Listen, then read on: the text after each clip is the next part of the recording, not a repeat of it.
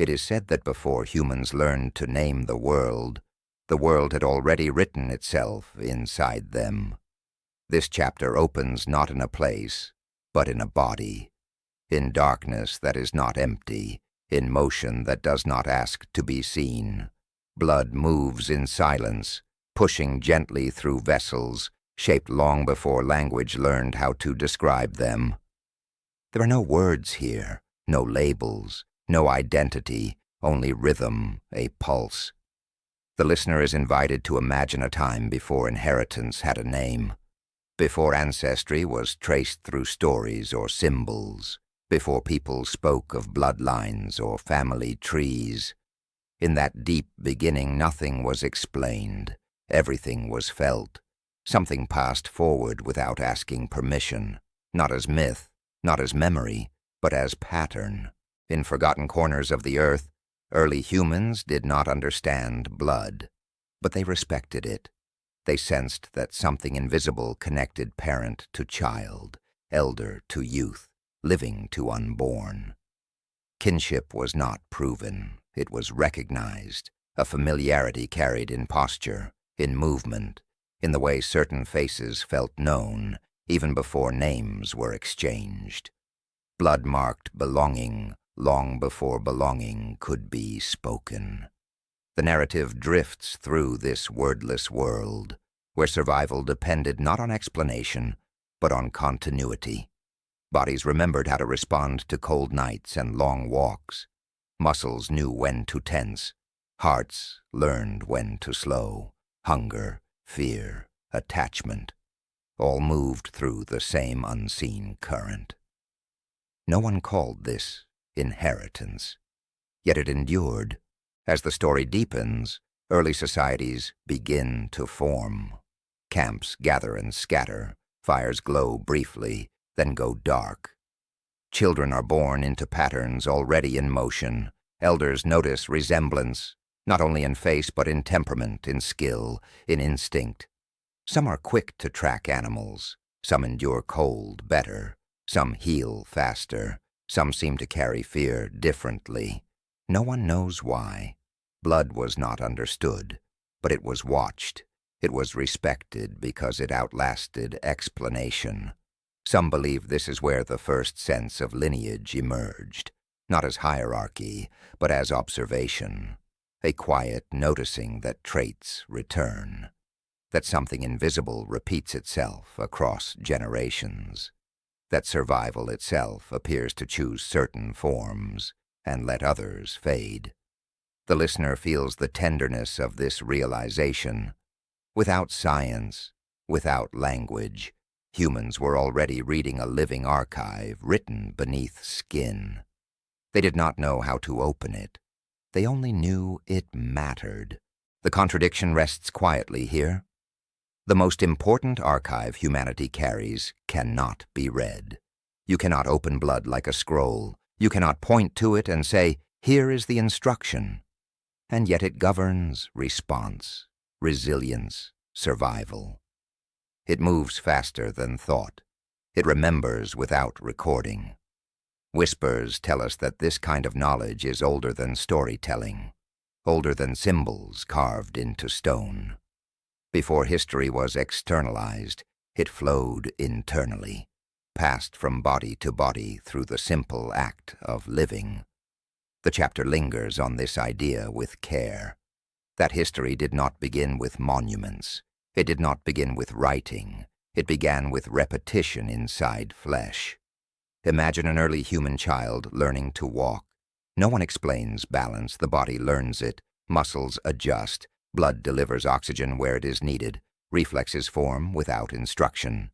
The child falls, rises, falls again. And somewhere inside, the code refines itself.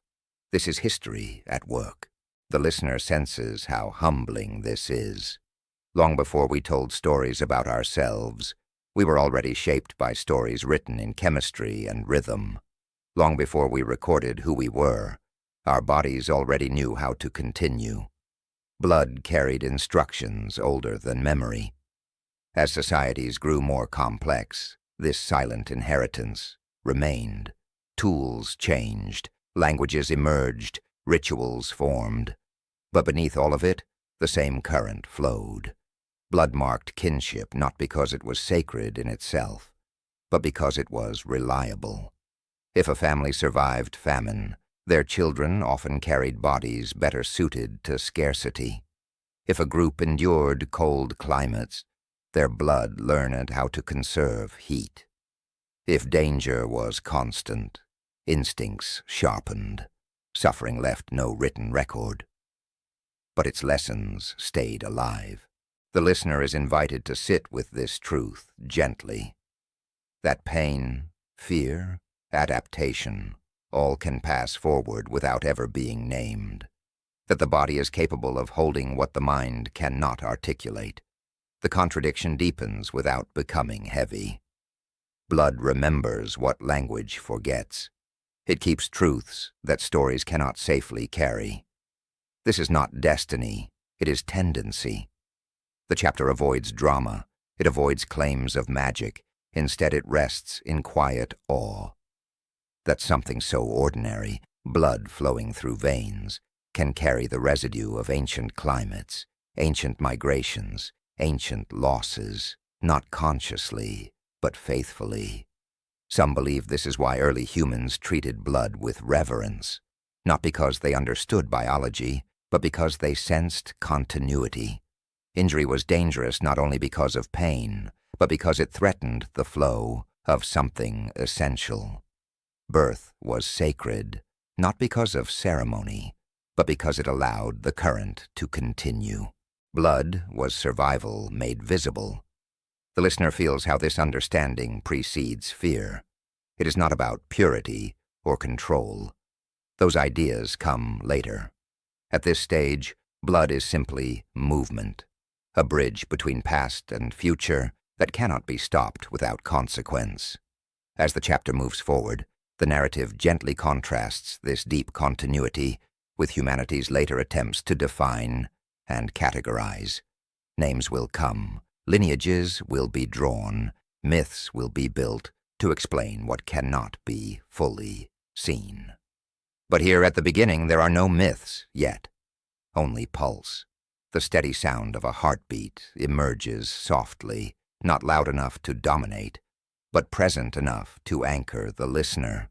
Each beat echoes another beat, further back, until time itself feels less like a line and more like a wave. History began not in stone. It began beneath skin. The listener senses how radical this idea is, that history is not something behind us, but something inside us, that every living body carries not only its own story, but fragments of stories that never had words. This is not something to solve. It is something to feel. As the chapter approaches its close, it does not seek resolution. It offers stillness. The heartbeat slows slightly, becoming a metronome for rest. Breath aligns with rhythm. Thought loosens its grip. Perhaps it was never meant to be found. Perhaps it was meant to be lived. The code written before names existed continues its quiet work. It does not announce itself. It does not ask for recognition.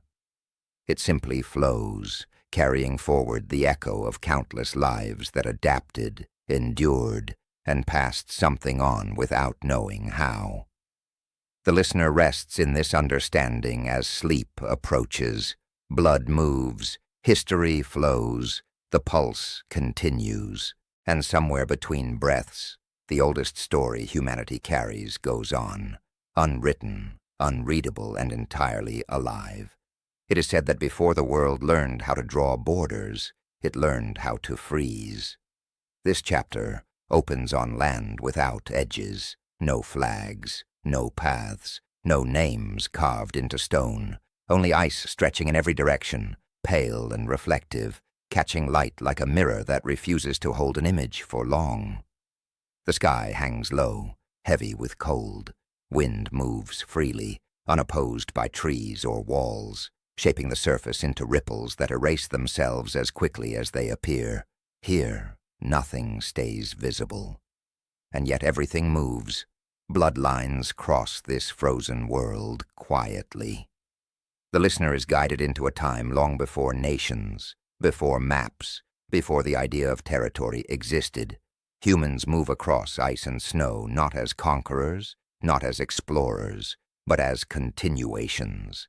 They follow animals, they follow seasons, they follow the thin line between survival and stillness.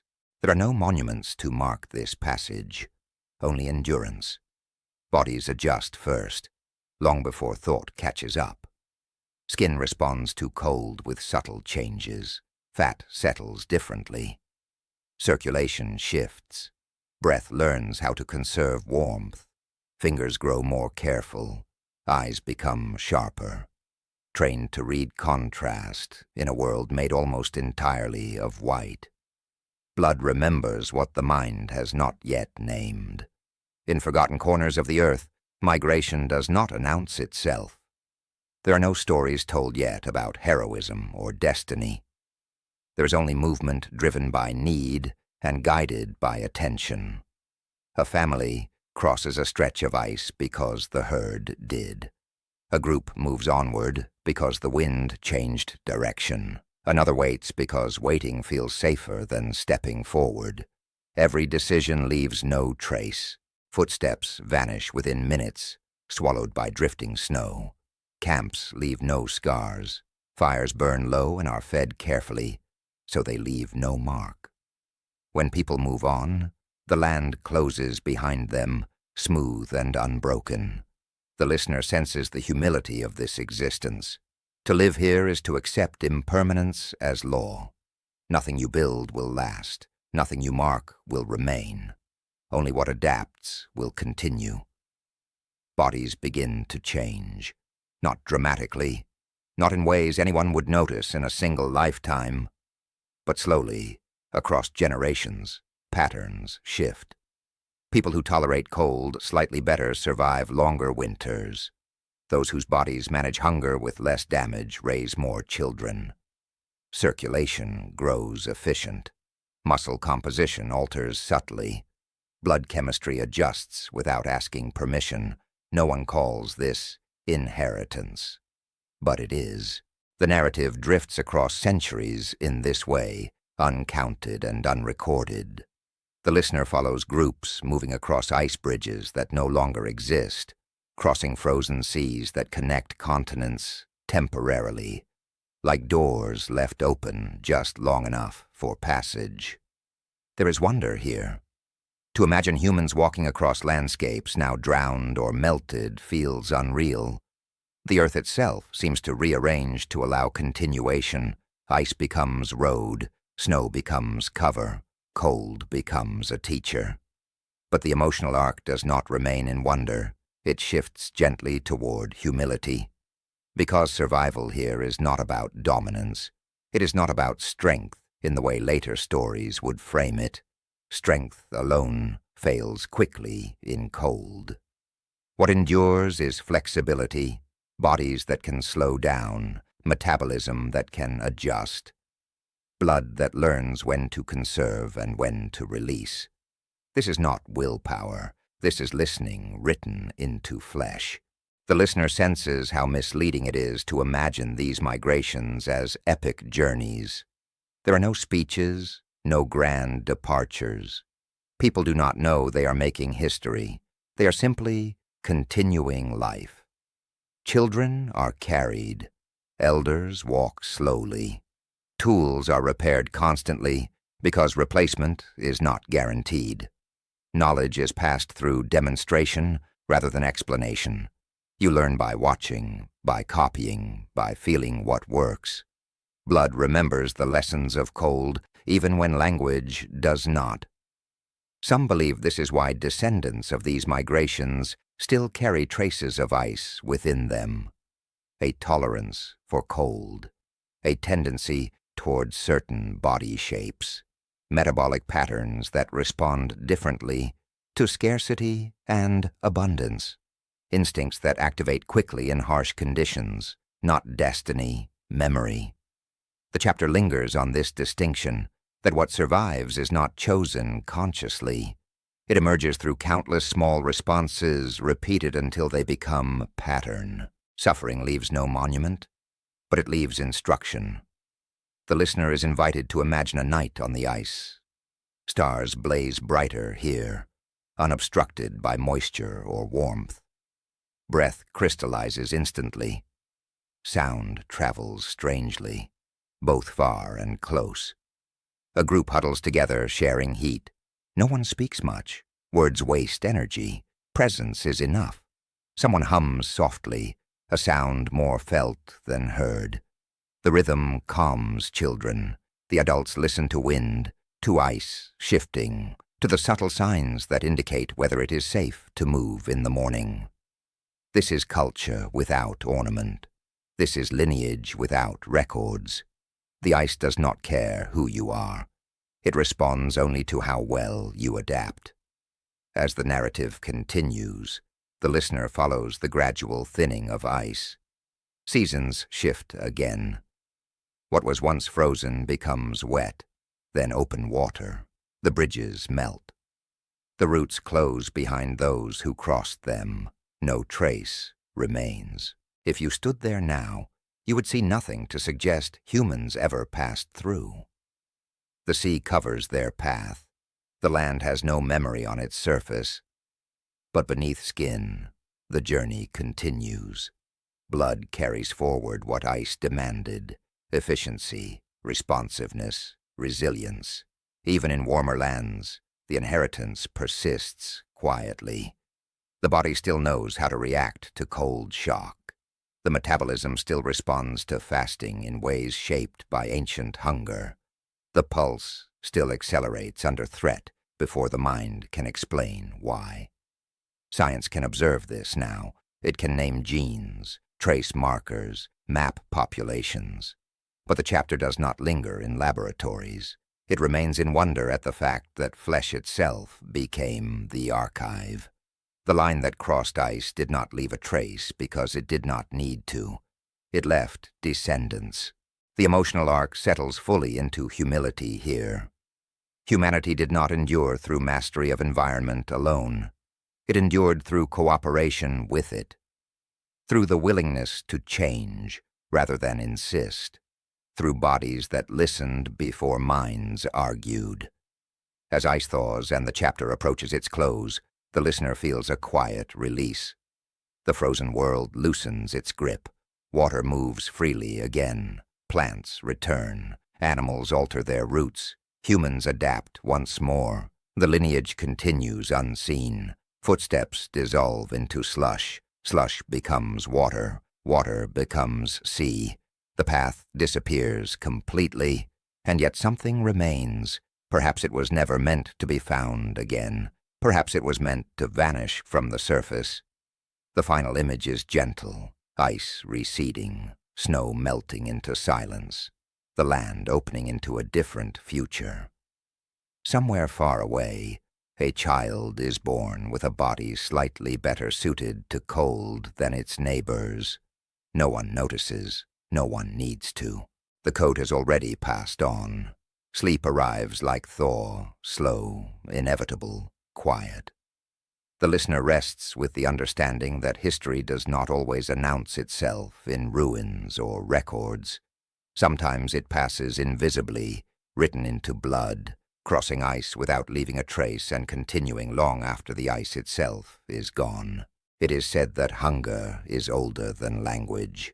This chapter begins not with emptiness, but with waiting. Seasons turn without reward. The land gives less than it once did. The hunt fails more often than it succeeds. Fires are lit carefully, as if flame itself has become something to protect. There is no catastrophe announced, no single moment when abundance ends. There is only the slow realization that food does not arrive when expected. Scarcity settles in quietly. In forgotten corners of the earth, people learn to listen to absence. The stomach tightens, muscles grow leaner, sleep becomes lighter, more alert. Bodies adjust before the mind has time to protest. Hunger does not ask permission. It enters daily life and stays. The listener is guided into this intimate space where survival becomes subtle.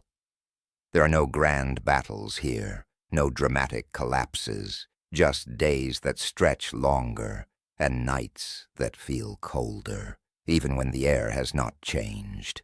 The body responds first. Blood learns hunger.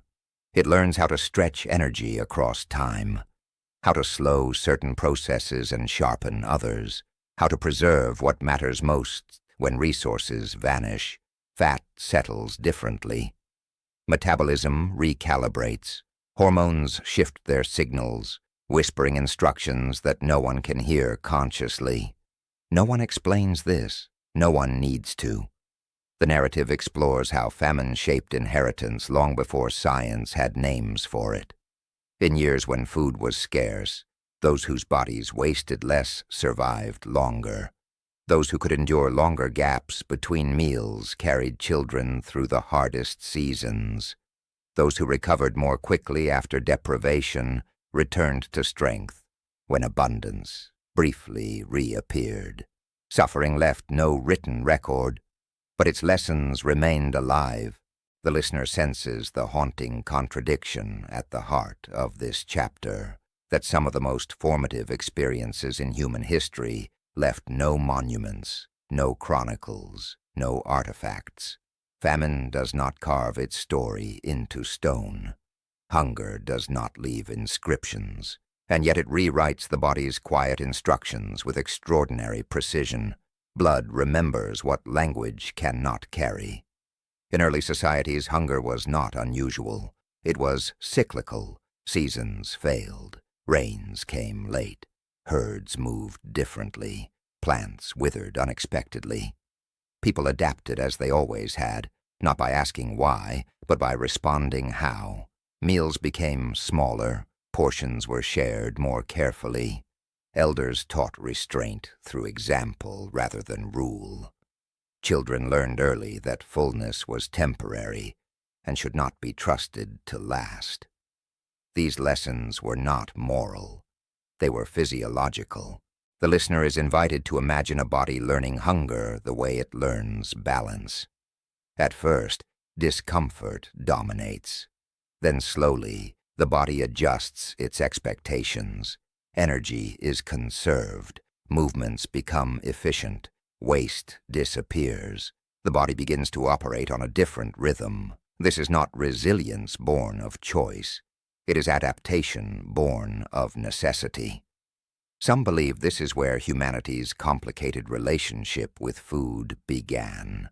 Not in abundance, but in its absence. That the deep anxiety around hunger, even in modern times, echoes ancient seasons when survival depended on careful management of scarcity. The chapter does not dramatize suffering. It treats it with quiet respect. Hunger is not romanticized. It is acknowledged as a teacher that arrives uninvited and leaves no certificate behind. But it teaches nonetheless. Blood learns which processes can pause and which cannot. Growth slows. Repair becomes selective. Reproduction is delayed when conditions are too harsh. The body makes decisions long before the mind understands them. Whispers tell us that this is why hunger leaves such a lasting imprint. It does not pass through thought. It passes through systems older than thought. As generations move through cycles of feast and famine, these adaptations begin to echo forward. Children born after scarcity sometimes carry bodies that store energy differently. Some develop metabolisms primed for uncertainty. Some respond to deprivation with heightened efficiency. Others carry subtle changes in stress response, in insulin signaling, in how hunger hormones rise and fall. No one notices this at first. It is invisible, but it accumulates. The narrative drifts across time, following families who endure repeated scarcity. Their descendants do not remember the original famine. They may never experience hunger as their ancestors did. And yet, something remains. A body that gains weight quickly when food becomes plentiful. A metabolism that resists release after storage. A stress response that activates faster, stays longer. These are not flaws. They are memories. The contradiction deepens gently. Suffering leaves no record, yet its lessons remain alive inside descendants. History forgets famine faster than blood does. The listener feels the tenderness of this realization, that bodies carry not only triumphs, but trials. That endurance is not always visible as strength. Sometimes it appears as caution, as conservation, as an uneasy relationship with abundance. In ancient communities, these patterns were not judged. There was no concept of failure or excess in the way later societies would frame them. There was only survival, and survival required flexibility. The chapter lingers on the quiet dignity of this endurance. People did not curse their bodies for learning hunger. They relied on them. They trusted the adaptations that kept them alive when nothing else could. Children born into lean times learned restraint early. They learned to eat slowly, to stop before fullness, to share without resentment. These behaviors were not taught explicitly. They emerged naturally from environment and necessity, and blood took note. As climate shifted and environments changed again, hunger receded in some places. Abundance returned unevenly. New foods appeared. Agriculture stabilized supplies.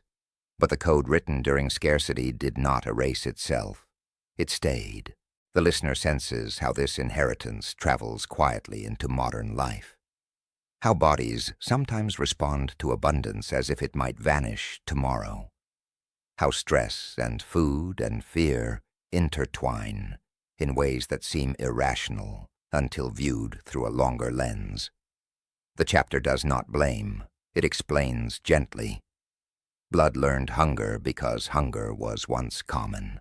It learned caution because caution kept families alive. It learned how to endure long nights with little warmth, little food, little certainty. And it passed those lessons on without language. Some believe this is why endurance often feels lonely, because it is stored in the body, not in shared story. You can inherit a lesson without inheriting the memory of why it was needed. The chapter closes with compassion for this quiet legacy. The listener is invited to imagine an ancestor sitting beside a low fire, sharing the last of a meal. They do not know they are shaping the future. They only know they must make it through the night. Their body adjusts. Their blood adapts. Somewhere, generations later, a descendant will feel hunger differently, will respond to stress differently, will carry a resilience they cannot explain. This is not destiny, it is continuity. The final moments slow into stillness. Hunger fades back into memory, but its imprint remains. The body rests, breath deepens. The listener feels respect rather than sorrow. Endurance stored without language deserves gentleness. Perhaps it was never meant to be found. Perhaps it was meant to be carried. As sleep approaches, the listener rests in the understanding that survival is not always loud. Sometimes it is written quietly into blood, waiting patiently, ready to respond when needed again. The body knows. And tonight, it rests. It is said that long before humans learned to fear the world, the body learned how to answer it. This chapter opens between extremes. Ice stretches across the land, white and unforgiving. While elsewhere the earth burns under an unrelenting sun, these worlds do not exist at the same moment, yet they shape the same blood. Cold and fire take turns teaching, and the body listens before thought ever arrives. The listener is guided into deep time, when climate was not background but authority. Ice ages advanced slowly, pressing life inward. Glaciers crept across valleys, winds sharpened, nights lengthened, breath crystallized in the air. Then ages later the ice retreated and heat returned with equal force. Plains burned, water vanished, skin blistered, thirst became a constant companion. Human bodies endured both, not through strength alone, through adjustment. Blood responded before thought. In forgotten corners of the earth, the body learned to regulate itself in ways no mind could plan. When cold dominated, blood learned how to hold heat close to the core. Circulation shifted inward, extremities sacrificed comfort for survival. Fat distributed itself with quiet intelligence, storing warmth and energy against long winters. No one explained this. It happened anyway. Children born into cold learned how to conserve. Their bodies wasted little. Their pulses slowed when necessary. Shivering became efficient. Sleep adjusted to darkness that lasted longer than memory. The blood learned patience. Then the world changed again. Ice loosened its grip. The land opened. Heat arrived, not gently, but insistently. Forests thinned. Plains stretched wide and dry. Sun pressed down with authority. Water became precious again, but in a different way. Survival demanded release rather than retention. And blood listened again. Circulation adapted outward. Sweat learned its rhythm. Salt balance shifted. The body discovered how to cool itself, how to shed heat without surrendering strength. Thirst became a signal rather than a threat. Skin darkened, thickened, protected itself. This was not choice. This was inheritance being written in real time. The listener senses the awe of this process, not as spectacle, but as intimacy. The body does not argue with climate. It collaborates. It does not judge extremes. It learns from them.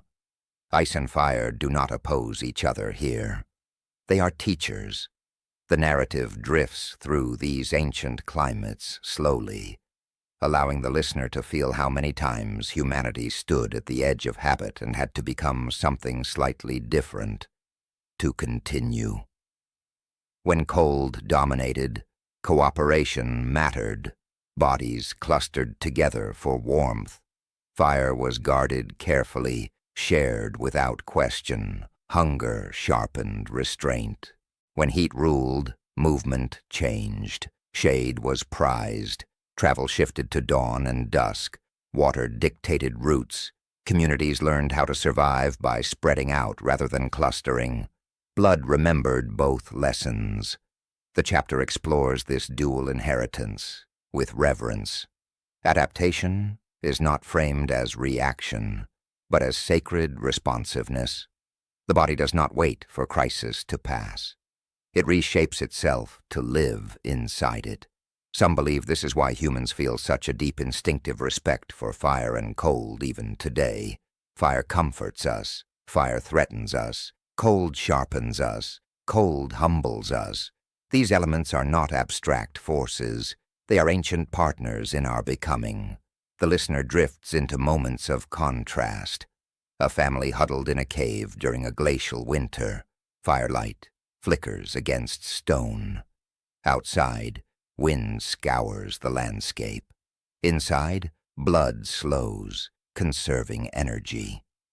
Breath deepens. The body chooses survival over speed. Then, generations later, a group moves across a sunlit plain. Heat presses down. The body releases heat through sweat. Muscles loosen to prevent injury. The blood carries oxygen efficiently, even as water is scarce. Movement becomes economical. In both cases, the body solves problems without language. Blood responds before thought. The contradiction that might unsettle the mind rests gently here. Humanity did not survive by mastering nature. It survived by letting nature write instructions directly into flesh. There was no separation between environment and inheritance.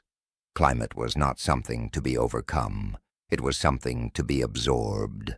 Suffering left no monument, but it left refinement.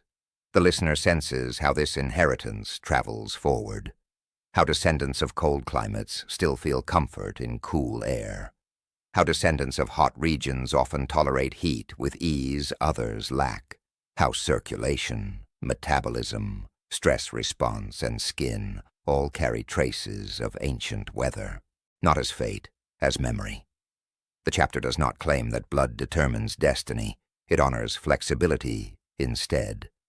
The same body that learned cold can learn heat. The same blood that adapted once can adapt again. What persists is not a single response, but the ability to change. This is the sacred part. Adaptation becomes holy not because it is perfect, but because it keeps life moving. The emotional journey here carries awe rather than fear. Ice ages did not end humanity. Burning plains did not erase it. Each extreme pressed the body into new forms of balance, between holding and releasing, between conserving and spending, between staying still and moving on. Balance was not static. It was dynamic. The listener is invited to feel this balance within themselves. The way the body warms itself in a cool room, the way sweat forms without instruction, the way heart rate shifts under stress and settles again when danger passes. These are not modern inventions. They are ancient gifts. Whispers tell us that blood learned balance by being pulled to extremes again and again. That moderation emerged not from comfort, but from oscillation. Cold taught restraint, fire taught release. Together they shaped a species capable of living almost anywhere. The chapter drifts beneath shifting skies, clouds forming, dispersing, light changing color, ice cracks and retreats, heat pulses and fades. The earth continues its long cycles without apology, and blood continues to answer. The listener senses humility here. Humanity is not separate from climate history. It is the result of it. Every adaptation written into flesh is a conversation with a world that refused to stay the same. As the chapter moves toward its close, it slows deliberately. There is no final test, no ultimate lesson, only a recognition that what lives inside us is older than our fears and wiser than our explanations. Blood learned when to hold warmth and when to let it go, when to burn energy and when to save it, when to endure and when to move. This knowledge did not come from comfort. It came from listening. Perhaps it was never meant to be found. Perhaps it was meant to be trusted. The final image rests beneath a sky that cannot decide what it wants to be. Clouds move, wind shifts, temperature changes subtly. The land prepares for another turn of the cycle. The body responds without complaint. Breath adjusts, blood flows, balance holds. Sleep arrives gently, like warmth spreading through cold fingers or shade crossing sun-warmed skin. The listener rests in the understanding that inside them lives a quiet archive of ice and fire, resilience and release. History does not sit behind us. It circulates. And tonight, as breath slows and the body settles, the inheritance of cold and fire continues its ancient work. Steady, silent, and alive. It is said that fear does not only live in the mind. Sometimes it settles into rules, into doors that do not open, into hands that are told not to touch. This chapter opens with boundaries, not the kind drawn on maps. Those came later with ink and kings, but boundaries made of breath and rumor carved into the air between people. A line of stones, a ring of ash, a silent gesture that means, not you. A village edge where strangers are watched. A fire where certain voices are not invited to sit. The listener enters an old world, one built from closeness and caution, tribes, clans, castes, families stitched together by shared hunger and shared memory. These groups did not name genetics, did not understand inheritance the way laboratories do, yet they felt something moving through blood. They saw children resemble ancestors. They watched traits return like seasons. They learned that life carried patterns forward. And from that noticing, a belief emerged, slowly, quietly, like smoke rising in a dark shelter. Blood must be guarded. Some believe it began as protection. A small group in harsh land cannot lose trust. In the cold, betrayal kills. In famine, outsiders might take what little remains. In sickness, strangers bring unknown fevers. Fear becomes practical. Boundaries become safety. But practical fear rarely stays simple. It grows. It becomes sacred. The narrative drifts through the early architecture of separation. Marriage rules, kinship laws, taboos whispered like prayers. Who can touch whom? Who can eat with whom? Who can marry whom? Who is inside and who is outside? And always, beneath those rules, a pulse of anxiety. If we mix, we will vanish. If we open, we will weaken. If we share, we will lose what makes us us. The listener senses how this fear becomes a story people tell themselves to sleep at night. A story of purity, a story of protection, a story that says we are safe because we are closed. It is said that humans can turn anything into ritual, even fear. So blood becomes more than biology. It becomes identity. It becomes fate. It becomes a sacred substance, imagined as a river that must not be disturbed. Some societies speak of clean blood and tainted blood. Others build entire hierarchies on lineage. Certain families are higher, certain births are lower, certain unions are forbidden, not because love is wrong, but because the idea of blending terrifies those who hold power. Here, the chapter moves gently, never fast, never sharp. Because this is a tender subject, the goal is not to accuse. The goal is to understand the human pattern, how fear becomes law, and law becomes tradition, and tradition becomes a cage. The listener drifts into scenes. A night gathering where elders speak quietly. A young person watches someone from another group with longing. The firelight makes their face soft, human, familiar. But the rules in the air are heavier than desire. The rule says, your blood must remain ours. A market where outsiders arrive with new tools, new songs, new flavors. For a moment the village feels larger, brighter. Then suspicion returns. The gate closes. The outsider is labeled dangerous, not because they are cruel, but because they are unfamiliar.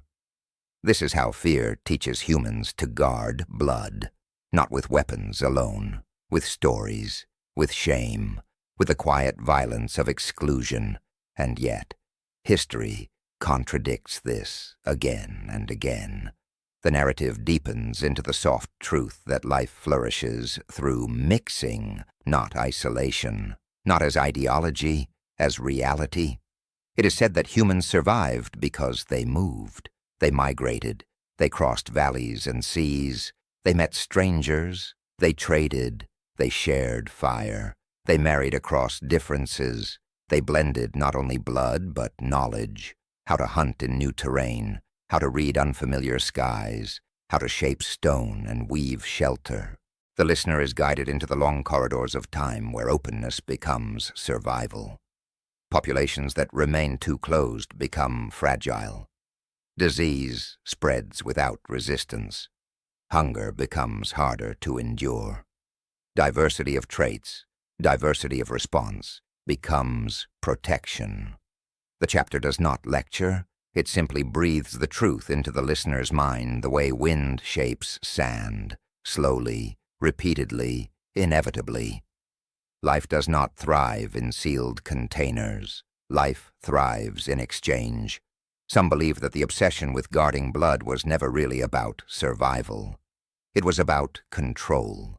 Because if you can decide who can love whom, who can join whom, who belongs and who does not, then you can decide who has power.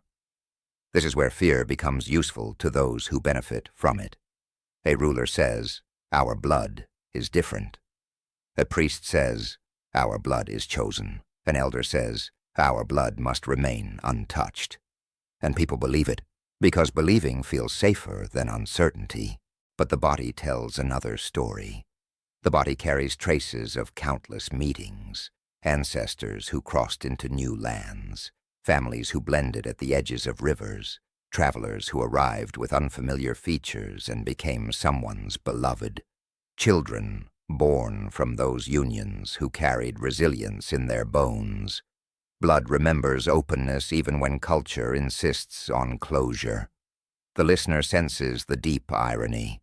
The very thing people try to protect, life, often requires the very thing fear forbids, connection. The chapter lingers on this contradiction with tenderness. Humans are not monsters for wanting safety. They are vulnerable creatures trying to keep their loved ones alive. Fear is understandable, but fear is also creative. It creates false divisions.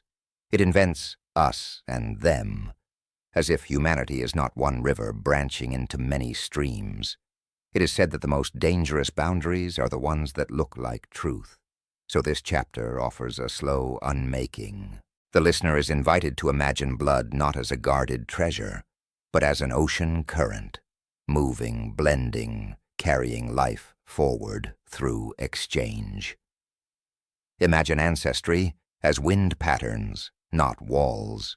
Imagine lineage as a song that changes slightly every time it is sung, becoming richer, not weaker. Here the narrative moves across continents without naming them loudly, because this is bedtime history, soft, poetic, immersive.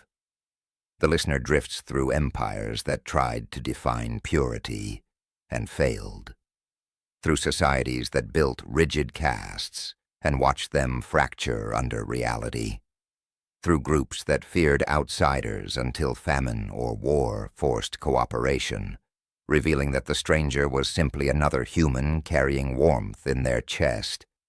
The chapter also acknowledges the cost. When humans guard blood, they often guard it with cruelty. Exclusion becomes inheritance, too. Prejudice passes down like a family heirloom. Children learn fear before they learn love. But the story does not end there, because something else also passes down. Curiosity, compassion, the quiet instinct to recognize oneself in another. This is where the chapter begins to soften into release.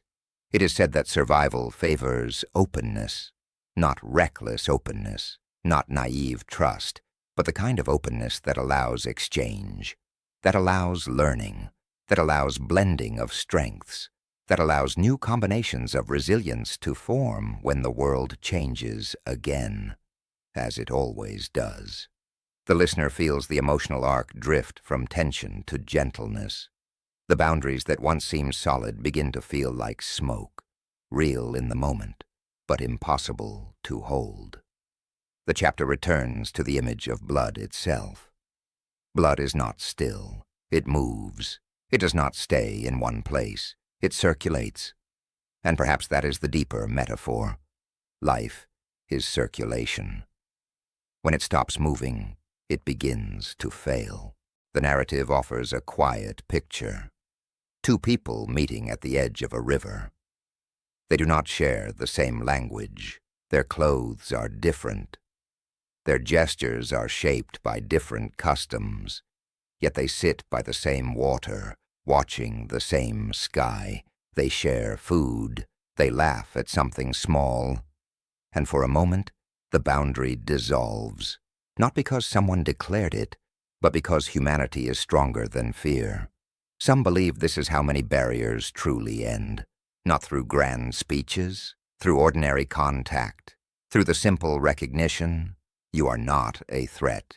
You are a person. The chapter closes with release. not the release of forgetting history, but the release of loosening the grip of fear. The listener is invited to rest in the truth that survival is not a locked door. It is a bridge. Perhaps it was never meant to be guarded like gold. Perhaps it was meant to flow. The final image is a night fire, quieter now. The elders' voices fade. The rules feel less absolute. Beyond the village edge, the world breathes wide and patient. Stars drift overhead, indifferent to tribes and castes, shining equally on every sleeping face. And beneath skin, blood continues its ancient work, carrying not purity, but life. Life mixed, adapted, renewed. The listener is left with a calm understanding. Guarding blood may feel like safety, but openness is what keeps the human story alive. Some voices only echo when we are ready to listen. Tonight, the boundary softens, and sleep arrives like a hand unclenching, slowly, gently, letting the river move on. It is said that long before the mind learned how to reason, the body learned how to listen. This chapter opens in a moment too fast for language. A shift in air, a sound out of place, a tightening in the chest before the eyes fully register danger. There's no time to think, no sentence forms, and yet the body has already moved. Instinct takes center stage. The listener is guided into this invisible realm where reaction arrives before explanation. Blood surges or stills, muscles tense or soften, breath changes shape. The body decides before the mind can ask why. In forgotten corners of the earth, this ability once meant the difference between life and silence. A rustle in tall grass, a shadow moving against the wrong wind, a sudden quiet where birds should be calling. These were not analyzed, they were felt, and the body answered. The narrative drifts gently through these moments, not as scenes of panic, but as demonstrations of quiet intelligence. Early humans did not survive by outthinking danger. They survived by sensing it. The blood responded faster than thought, redirecting energy, sharpening focus, preparing motion. This was not fear as we understand it now. It was alignment. The listener is invited to imagine standing at the edge of a forest at dusk. Light fades unevenly. The air cools. Nothing is visibly wrong, and yet something inside tightens. A subtle discomfort spreads through the body. The feet turn slightly toward retreat. The shoulders lift. The heart adjusts its rhythm. No memory explains this. No logic supports it. But the body knows. Whispers tell us that instinct is not a mysterious gift. It is accumulated experience stored beyond conscious reach. A memory without images, a lesson without words. Blood responding to patterns recognized long ago. Science measures this now. It can track cortisol spikes, adrenaline release, neural pathways activating before conscious awareness. It can map reaction times down to fractions of a second. But measurement does not equal understanding. The contradiction rests softly here. Science can describe what happens, but it cannot fully explain why intuition feels so certain. The listener senses the humility of this realization, that despite all our knowledge, something inside us remains older than explanation, something that operates beneath thought, beneath belief, beneath identity. The body reacts before the mind. The chapter explores moments of danger first, because danger taught the language of instinct most clearly. A predator emerging from cover, a rock slipping underfoot, a sudden crack in ice. In each case, survival depended on response without hesitation. Those who paused to analyze did not always continue. So blood learned to move first. But instinct is not only about danger. The narrative shifts gently toward moments of safety. The sudden easing of breath when a storm passes. the warmth that spreads when a familiar voice is heard, the way the body relaxes near certain people without knowing why. Trust, too, is instinctive. Some believe the body recognizes safety the same way it recognizes threat, through patterns accumulated across generations, certain tones of voice, certain rhythms of movement, certain expressions that signal care rather than harm. Blood remembers not only what to flee, it remembers what to lean into. The listener drifts through scenes of connection shaped by this quiet knowing. A child reaching for a caregiver without hesitation. A group settling into shared silence around a fire. A traveler feeling relief upon entering a village that feels welcoming, even before words are exchanged. These moments are not rational. They are embodied. The chapter lingers on the idea that instinct is not impulsive. It is not reckless. It is deeply informed, shaped by countless repetitions that never reached language. It is learning compressed into reflex. Blood responds instantly because it has practiced for millennia. The narrative touches gently on how modern life often teaches us to distrust this wisdom. We are told to override instinct with logic, to justify every feeling, to ignore bodily signals unless they can be explained. And yet beneath all that training, the signals persist.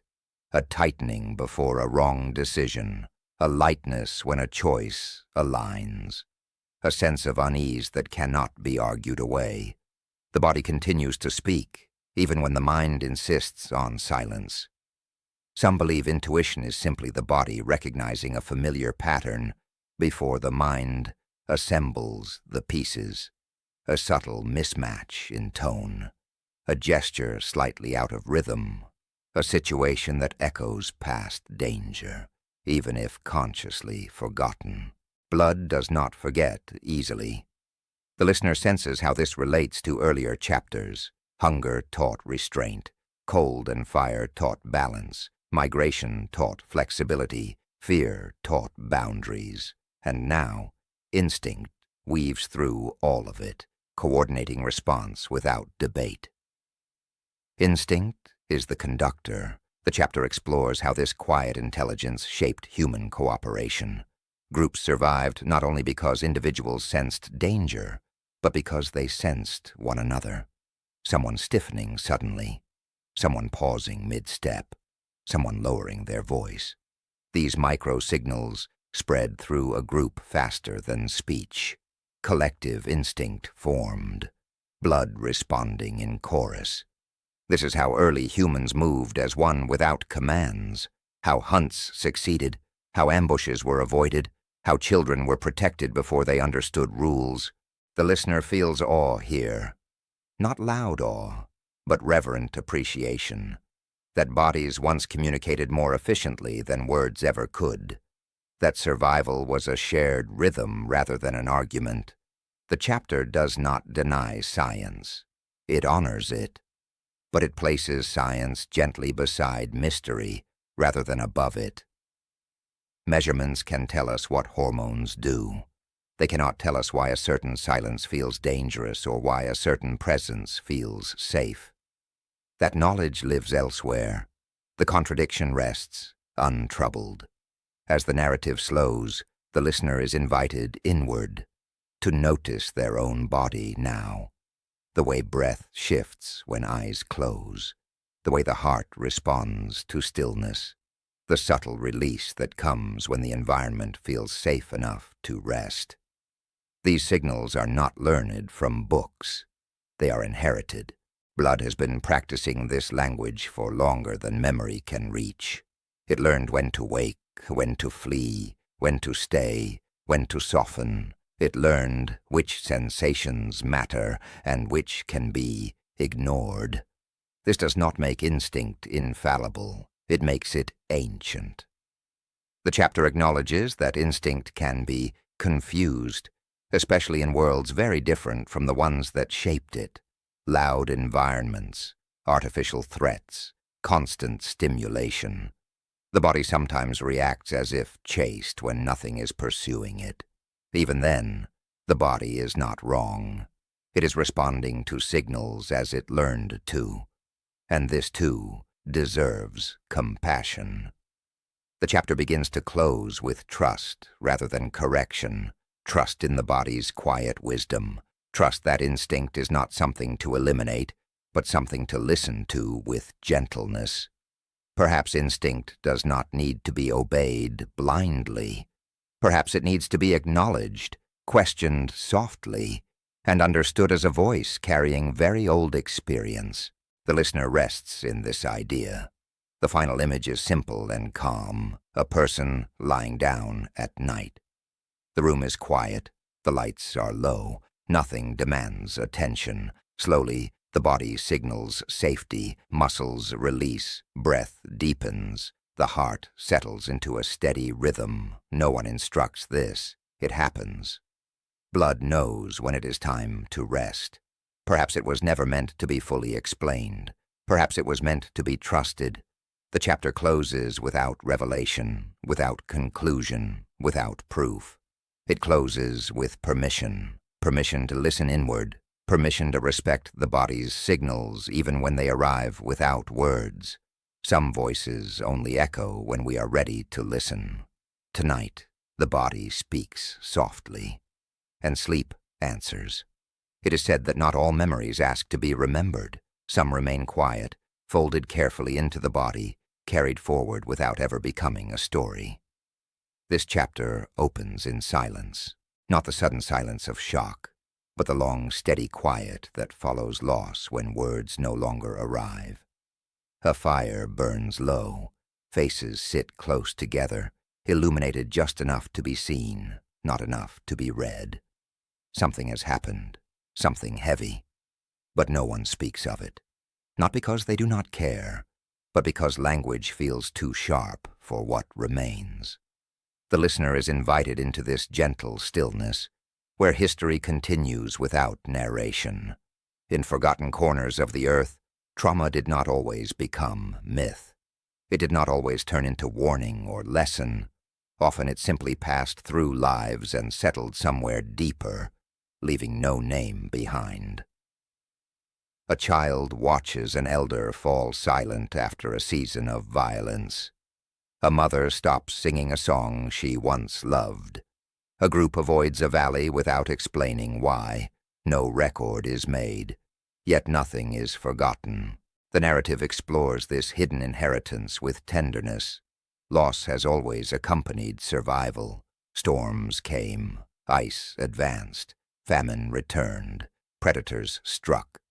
People were taken by sickness or conflict. Entire ways of life ended quietly, without witnesses capable of writing them down. And still, humanity continued. But not unchanged. Blood became a keeper of quiet truths. The listener senses how trauma travels differently than story. Stories require structure. Trauma often resists it. What cannot be spoken still needs somewhere to go. The body provides that place. Breath becomes shallower. Startled responses sharpen. Sleep grows lighter. Trust becomes cautious. These changes are not decisions. They are accommodations. The chapter moves slowly, honoring the emotional arc it carries. It never becomes heavy. It never presses. It stays gentle, like hands folded in a lap, like eyes lowered in respect. Some believe that early humans did not always explain suffering because explanation could reopen wounds. Silence was protection. Silence was a way to allow life to continue without being consumed by what could not be changed. The listener is invited to imagine a community after loss. No ritual names the event. No monument marks it. Instead, behavior shifts. Roots change. Certain topics disappear from conversation.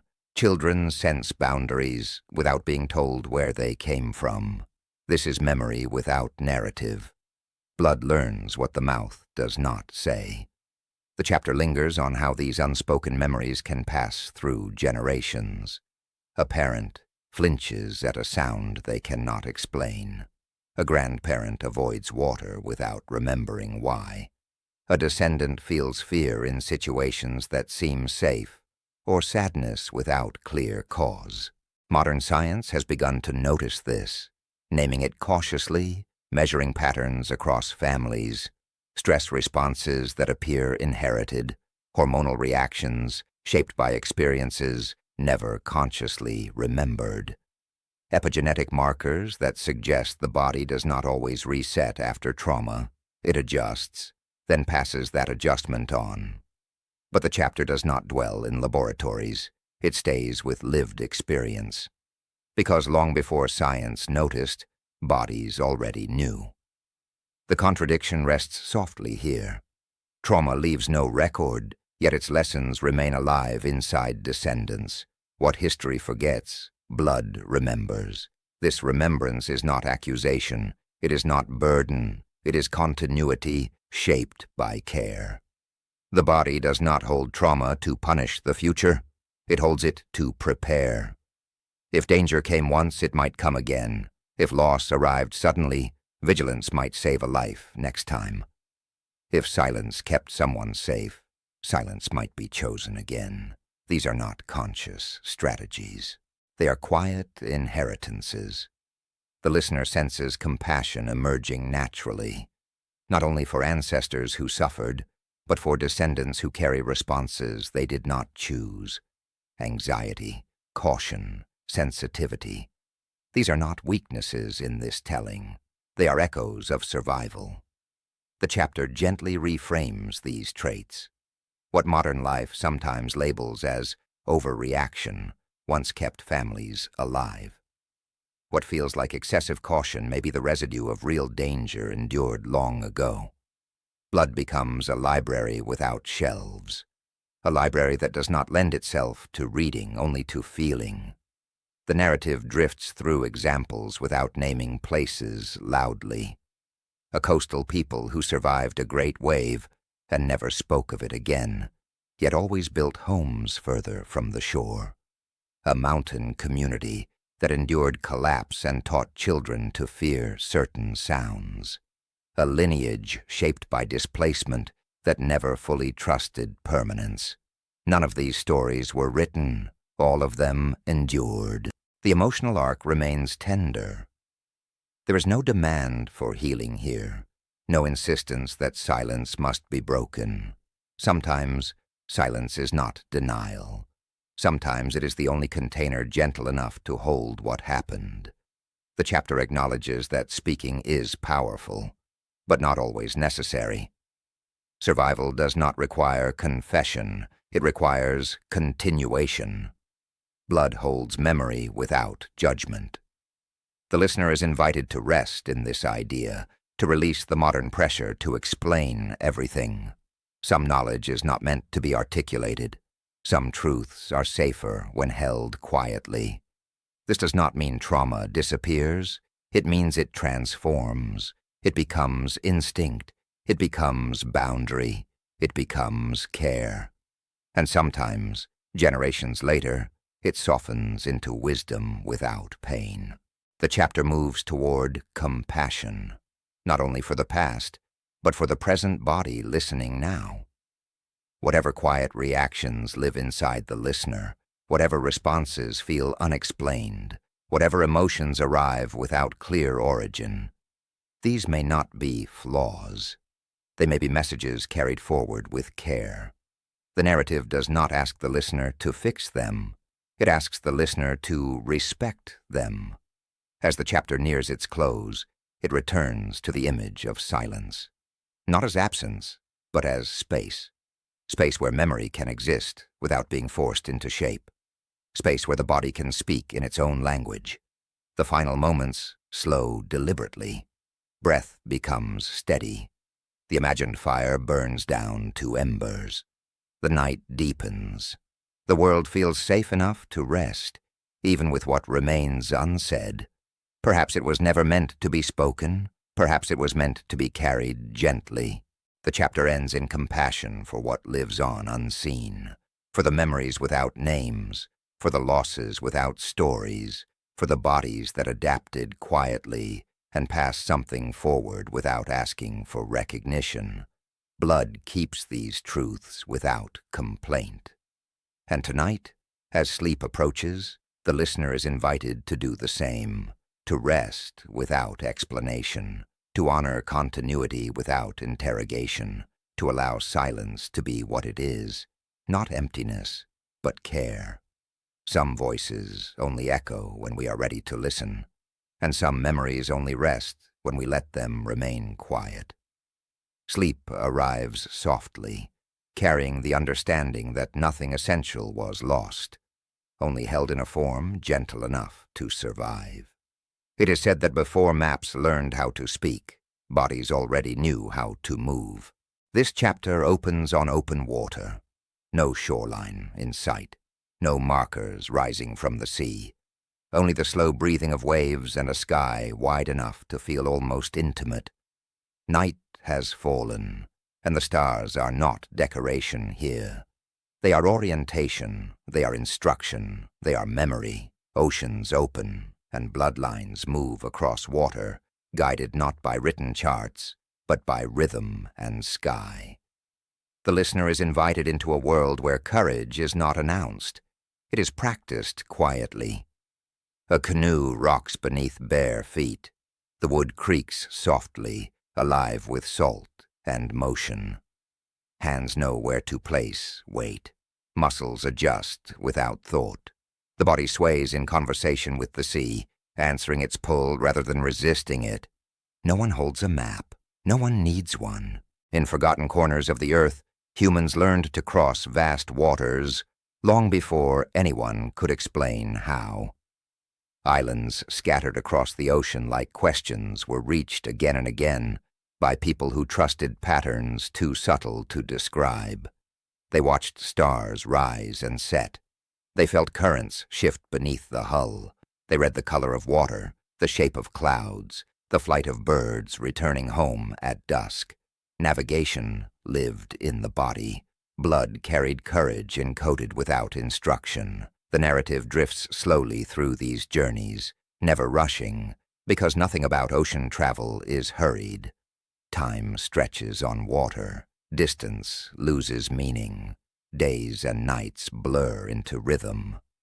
The body learns to measure progress not in miles, but in endurance, balance, and attention. A navigator closes their eyes briefly and feels the canoe's angle.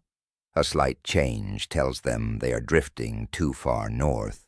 They correct gently. No calculation is spoken. The adjustment happens as naturally as breath. This knowledge is not taught in words. It is absorbed.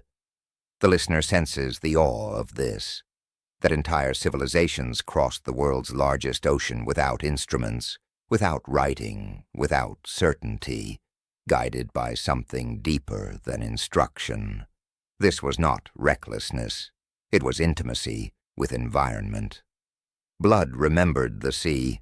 Some believe this memory formed over generations of trial and loss. Canoes that did not return, routes that failed, winds misread, stars obscured.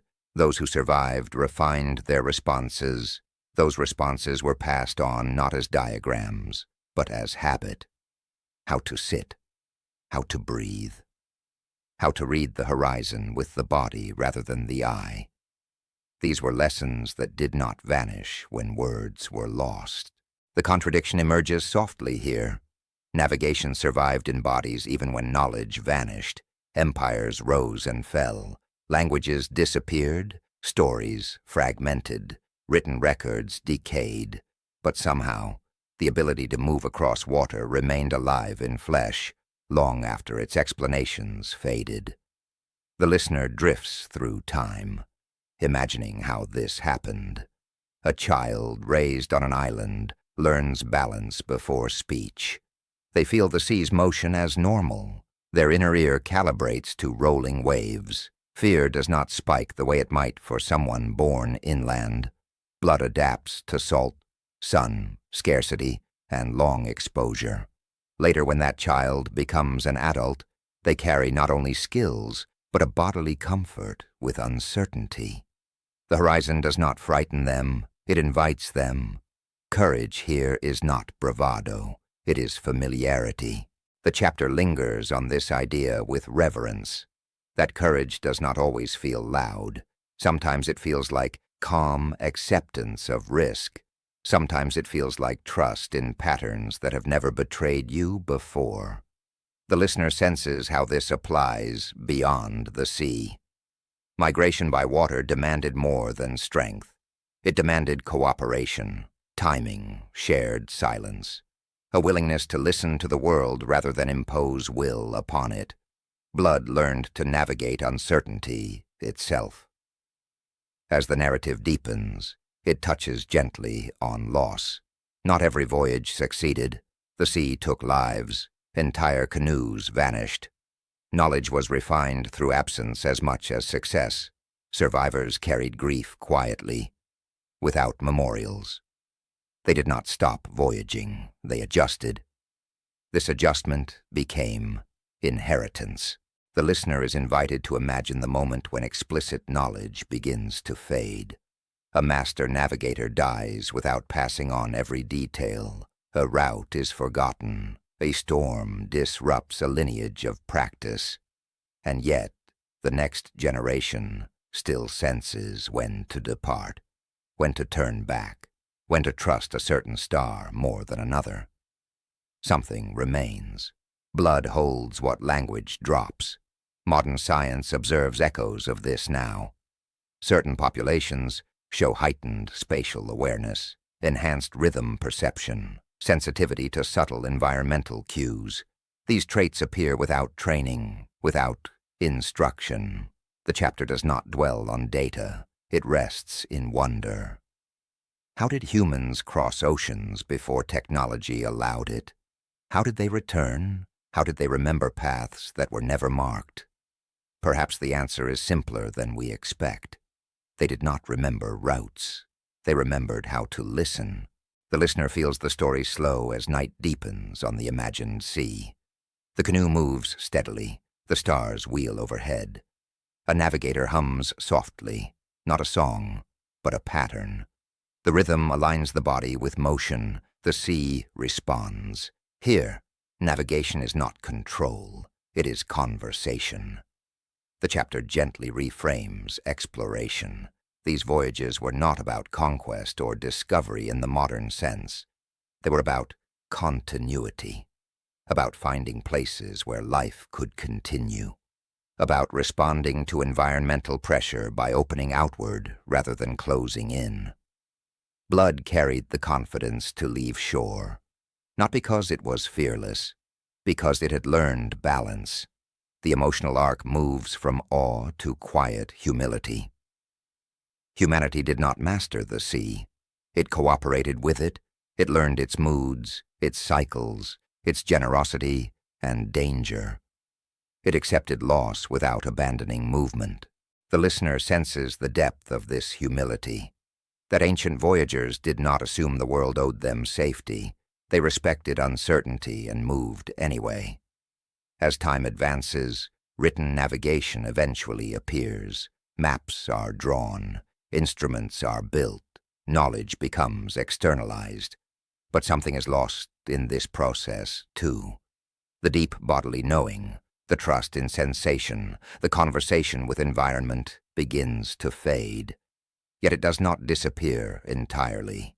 Because blood remembers. Even today, some people feel an unexplainable calm on water. Others sense direction without checking instruments. Some feel restless when land holds them too long. These are not skills taught in school. They are inheritances. The contradiction rests gently. The body knows paths the mind cannot trace. The chapter begins to close as dawn approaches. The horizon lightens slowly. The sea breathes in silver and blue. Somewhere ahead, land may appear, or it may not. Either way, the canoe continues. The listener rests in this image, feeling the steadiness of motion. The sense that survival sometimes requires leaving certainty behind. That courage is not always about facing danger head-on. Sometimes it is about trusting what has carried you before. Perhaps it was never meant to be written down. Perhaps it was meant to be felt. The final moments are soft. The canoe moves forward. The navigator does not celebrate. They simply continue. Blood flows. Breath aligns. The sky remains vast. The horizon breathes softly. And the listener, drifting toward sleep, understands that inside them lives a trace of these journeys. A memory of movement, guided by stars, a courage that does not shout, a knowing that survives even when explanation fails. History did not only travel on paper, it traveled in blood. And tonight, as sleep deepens, that ancient current continues, quiet, steady, and alive, carrying humanity forward, one horizon at a time. It is said that long before humans understood the body, they understood the feeling of it. A pulse beneath the thumb, a heartbeat heard in the dark, the warm insistence of blood moving without permission, without pause. In the earliest nights, when firelight was the only circle of certainty, people listened to that hidden rhythm and sensed something sacred living inside it. This chapter opens in that quiet place, a hut of reeds and mud, a cave mouth breathing cold air, a shoreline where waves arrive like slow drums. Someone rests their hand on another person's chest and feels the steady throb beneath skin. No one knows the word for artery. No one knows the word for inheritance. Yet everyone knows that life travels. It travels from parent to child, from elder to youth, from one body into another body, as mysteriously as dawn returning. Whispers tell us that the first myths were not born from boredom, but from awe. Awe at how traits appear like familiar ghosts. A grandfather's eyes in a newborn's face. A mother's laugh blooming unexpectedly in a child who never met her. Strength that runs in a family like a river. Fragility that returns like winter. No one could see the code, so humans made stories to hold it. Gods, heroes, divine bloodlines rise here. In forgotten corners of the earth, people began to speak of lineage not as biology, but as blessing or curse carried in the blood. They saw how sickness sometimes moved through families like shadow, how certain gifts appeared again and again as if chosen, how some children resembled the living and others resembled the dead. This was too strange to be random, too patterned to be meaningless. And so myth entered gently, not as a lie, but as a lantern. A father places his palm on his son's forehead and says, "Your fire comes from your ancestors." A grandmother points to a scar and says, "That mark belongs to your line." A village whispers about a child who survives illness and says, "The gods protect this blood." In those days, blood was not a fluid. It was a message. The narrative drifts across many lands, many centuries, never rushing. Everywhere humans lived, they looked at inheritance and asked the same question in different tongues. Why do we carry what we carry? Some believe the earliest answer was that blood belonged to the heavens, a divine substance poured into humans, like dawn poured into sky. In some stories, gods shaped humanity from clay and then gave it life with a drop of something holy. In others, the first people were born from a wound in the world, where earth and sky touched, where water and fire argued, where a star fell and became flesh. These myths are beautiful because they are attempts to honor mystery, but they are also misunderstandings because humans turned mystery into hierarchy. Once blood was spoken of as divine, it became tempting to decide whose blood was more divine. Kings claimed descent from gods. Rulers wore genealogies like armor. Families built walls around marriage, not out of love, but control. The pulse that should have been a shared rhythm became a symbol of separation. Beauty and misunderstanding coexist. The listener is guided softly into that contradiction. Myth began as wonder, but often became power. A hero rises in the story. He is strong beyond the ordinary, brave beyond reason. People say his blood is different. People say it was touched by lightning, that it carries the courage of a god. When he wins, his victory proves the myth. When he loses, the myth bends to protect itself. It was fate. It was betrayal. It was a curse placed upon the line. Myth cannot tolerate randomness. It will always find a reason. And yet, even when myth becomes distortion, something tender remains inside it. The human desire to explain inheritance without turning it into cold math. The human desire to make the unseen feel companionable. Because blood is intimate. It is not a distant phenomenon. It is the sound inside your own ears when you lie down at night. It is the warmth in your fingers. It is the flush of emotion. It is the ache of grief. When people sensed inheritance, they did not sense it as a concept. They sensed it as a lived feeling, so myth spoke the language of feeling. The chapter lingers on myths of the pulse itself. Some ancient cultures imagined the heartbeat as a drum that called the soul to stay. Others believed the heart was a seat of memory, holding not only a person's life, but the lives before them. Some believed the blood carried the voice of ancestors, whispering through dreams, pulling children toward certain places, certain fears, certain loves. It is said that in some villages, when a child was born, elders listened not only to the cry, but to the rhythm of breath. They believed certain rhythms belonged to certain lines. They believed the body arrived with a signature already written, and when death came, they watched the pulse fade and wondered, where does the river go when it disappears? So they made stories of afterlife and return. A warrior dies and becomes a star. A mother dies and becomes rain. A child dies and becomes wind. In these myths, nothing truly ends. It transforms. It continues. And this is what myth offered humanity, continuity. Because inheritance is continuity made physical. As the narrative deepens, the listener begins to feel how myth and genetics are not enemies. They are different responses to the same sensation. One is the measurement of inheritance. The other is the meaning-making of inheritance. Myth does not compete with science. It reveals what humans longed for before science could speak. A cave painting of handprints is not only art, it is lineage saying I was here. A family story repeated at night is not only entertainment, it is inheritance trying to stay alive.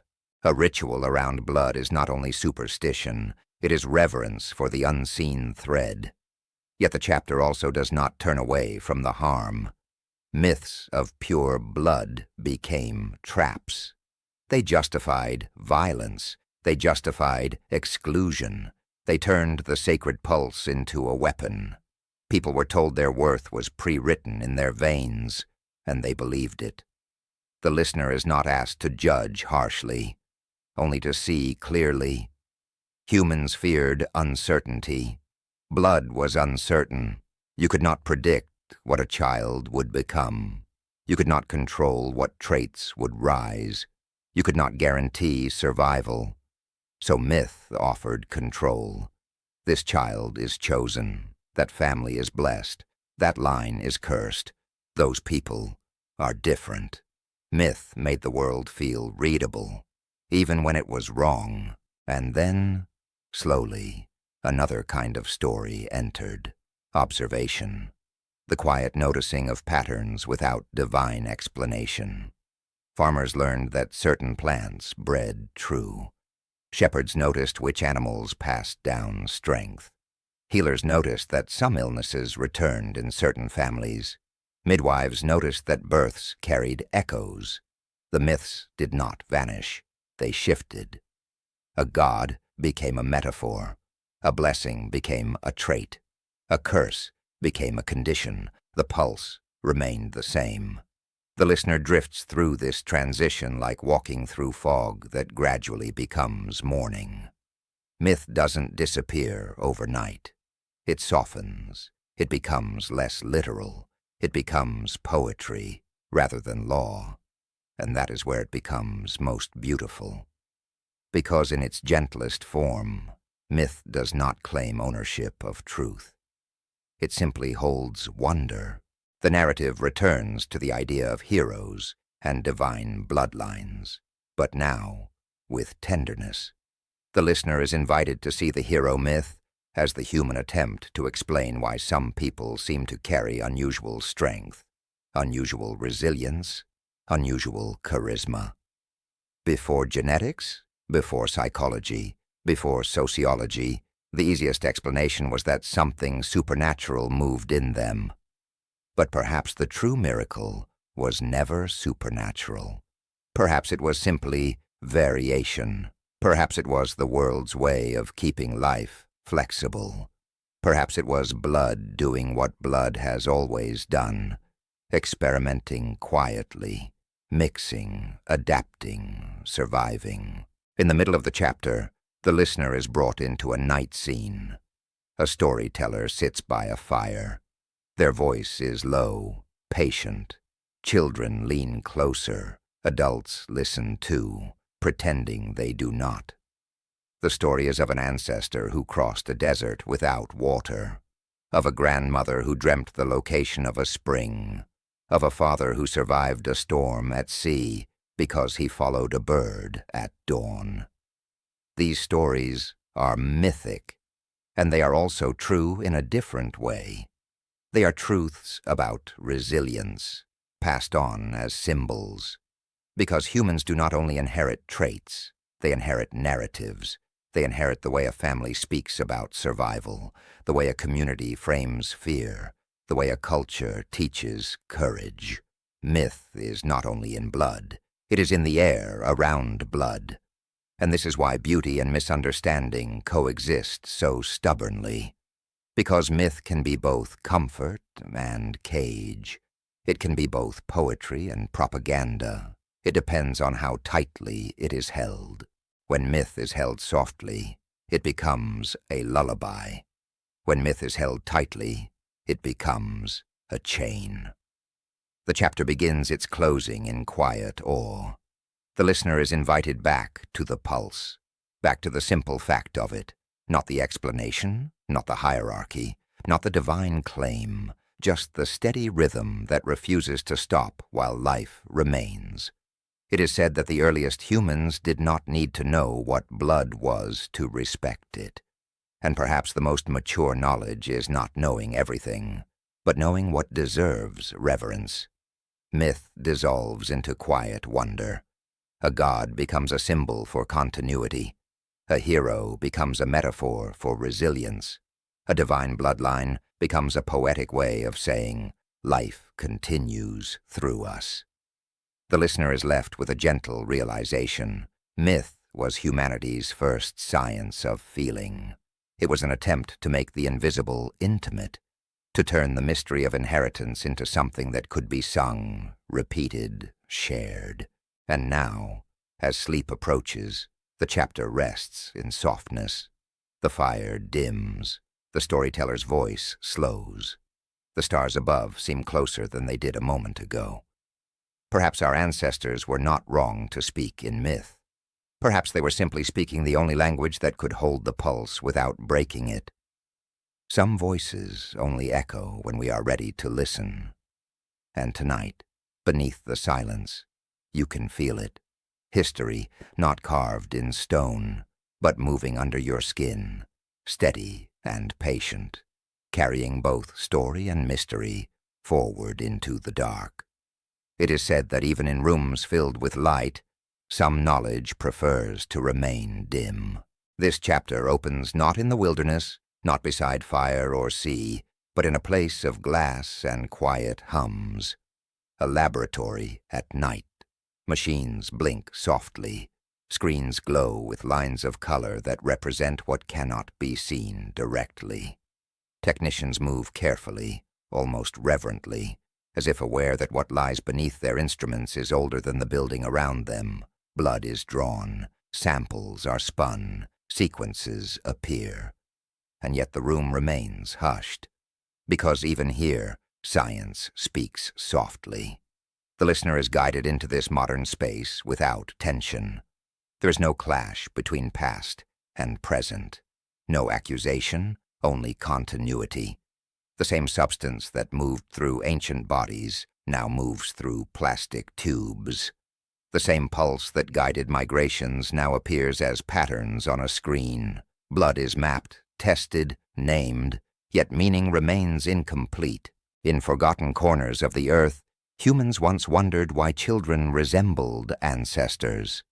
In these laboratories, scientists wonder how that resemblance is carried. They identify genes, they chart sequences, they trace mutations like footprints through time. They can tell where a lineage traveled. They can estimate when populations diverged.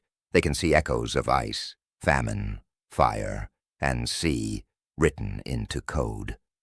This is extraordinary, and still it is not the whole story. The narrative drifts gently between microscope and memory. A researcher leans back in a chair, eyes tired but curious. On the screen before them, a string of letters repeats and varies, repeats and varies. A language of 4 characters attempting to describe the complexity of a life. A, T, C, G. Science touches the code with precision. It names it. It categorizes it. It predicts probabilities. It speaks in confidence about risk, about likelihood, about inheritance. But when it comes to meaning, the voice lowers, because science can tell you how a trait passes. It cannot tell you what it feels like to carry it. The listener senses the humility that settles in this space. Not frustration, not defeat, just awareness. The awareness that explanation does not equal completion, that knowledge can expand without ever closing the circle. Some believe this humility is the greatest achievement of modern science, to know where certainty ends.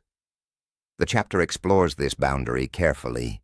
Scientists can identify genes associated with disease, with metabolism, with response to stress. They can see how trauma leaves marks not only in memory, but in expression, how certain genes turn up or down in response to environment, and how those settings can pass forward. This confirms what bodies have always known. Blood remembers. But science cannot fully explain why 2 people with similar code live different lives. Why one adapts easily, while another struggles. Why resilience expresses itself through kindness in one lineage and through vigilance in another. Why meaning attaches itself to inheritance in ways that resist reduction. The contradiction rests softly here. The code is touchable, but not finishable. The listener drifts through a quiet montage of discovery. The first time DNA was visualized. The first time ancestry was traced through markers rather than myths. The first time a family learned their story reached farther than they imagined. These moments are not loud triumphs. They are soft revelations. And with each revelation comes another question. If we can see the code, why does it still feel mysterious? If we can name the parts, why does the whole remain elusive? The chapter does not rush to answer. It allows the questions to breathe. Because blood is not only information, it is experience in motion. The narrative shifts toward the emotional arc, one of humility rather than frustration. Scientists do not rage against what they cannot finish. Many of them lean into it. They speak of wonder, of respect, of the strange beauty of working with something that will always be larger than any model. A geneticist watches a child laugh in a hospital corridor and thinks of probability curves dissolving into personality. A researcher studying inherited trauma listens to a patient describe feelings that no graph can hold. A biologist sequencing ancient DNA pauses when realizing that the person they are studying lived, loved, and feared just as deeply as anyone alive now. Science touches blood, but blood touches life. The listener senses how this chapter mirrors the ancient myths from earlier sections. Where myth once tried to explain inheritance through gods and heroes, science now tries through molecules and math. Both are attempts to translate the same mystery into human language. Neither fully succeeds, and perhaps that is not failure. Perhaps it is honesty. The chapter lingers on this idea, that mystery is not an obstacle to understanding, but a companion to it. That knowledge does not advance by erasing wonder, but by walking beside it. Science has shown us that we are deeply connected, that no bloodline is pure, that mixing is the rule, not the exception, that all humans share recent ancestors, that the differences we notice are tiny variations on a shared theme. This knowledge humbles old myths of separation, but it also humbles modern certainty, because if we are so similar, why are our lives so different? Why does the same inheritance express itself in infinite ways? Why does meaning refuse to be pinned down? The listener feels the calm acceptance growing here, not resignation, but balance. Science gives us tools, not conclusions. It opens doors, not endings. The chapter touches briefly on the future. Gene editing, predictive medicine, the possibility of altering inheritance itself. These ideas hover at the edge of the narrative, acknowledged but not indulged. Because the chapter is not about control, it is about relationship. What kind of relationship do we have with our own biology? Do we see it as a problem to solve or a story to listen to? Do we approach it with dominance or with curiosity? The emotional arc settles into humility, not frustration.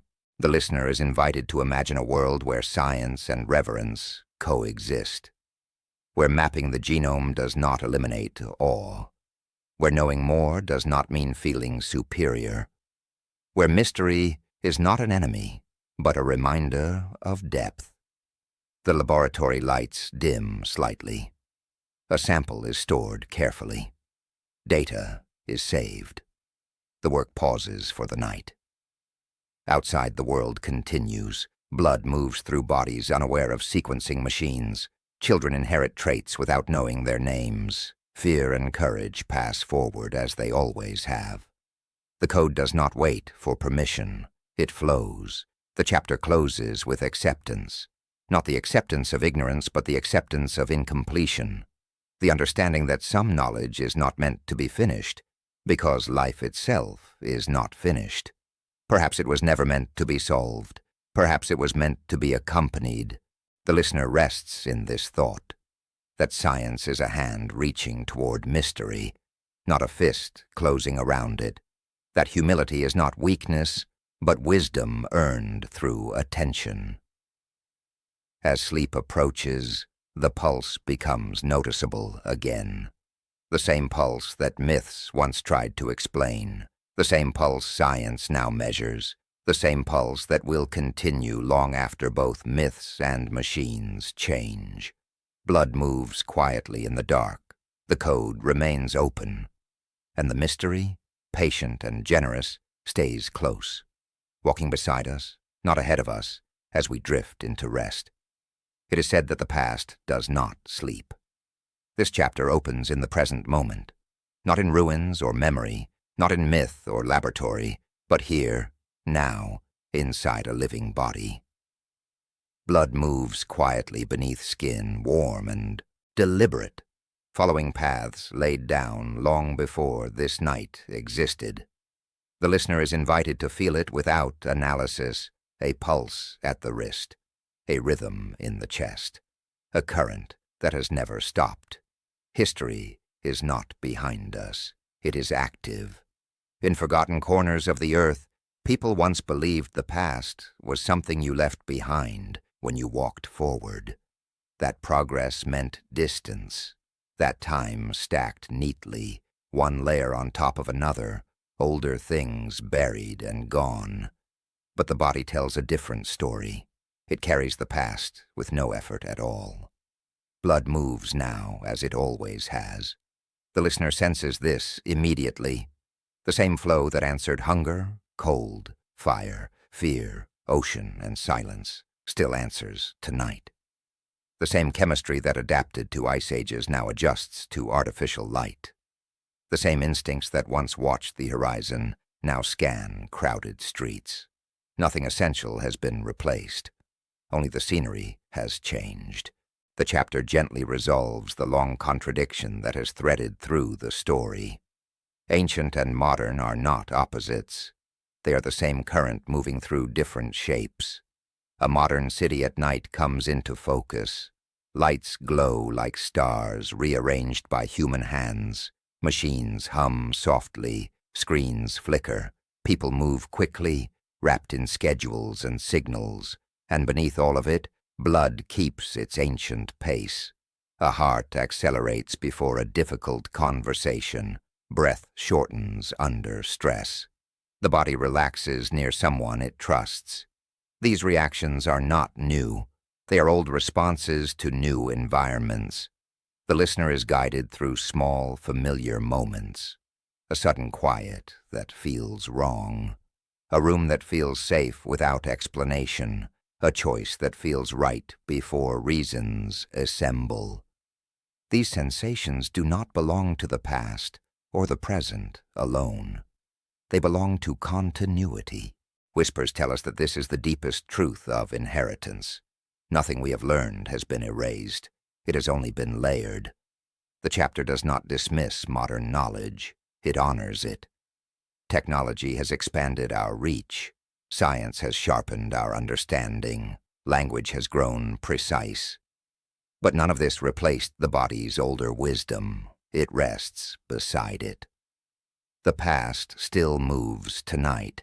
The narrative drifts into a calm reflection on how easily we forget this, how often we speak of primitive instincts as if they were outdated, as if they belonged to another version of humanity.